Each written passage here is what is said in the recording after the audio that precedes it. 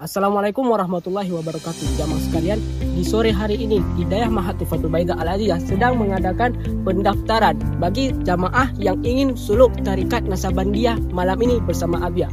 Ayo kita lihat bagaimana persiapannya. Dan sekarang ini sedang dilaksanakannya pendaftaran bagi jamaah yang ingin suluk pada malam hari ini. Ayo kita lihat bersama Tunku Zulkarnain dan juga Tunku Al-Faruqi.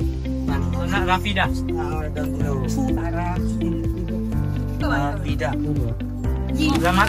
Untuk fasilitas bagi jamaah suluk yang tidak usah diragukan karena sudah disediakan musola. Balai Imam Syafi'i. Ribat Imam An-Nawawi.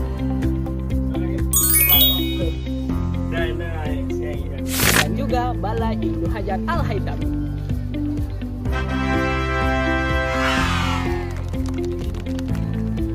Juga bagi jamaah yang suluk yang tidak memiliki perlengkapan suluk, jangan khawatir, bisa langsung membeli di kantin Hidayah Mahatifatul Baidah Al-Adiyah.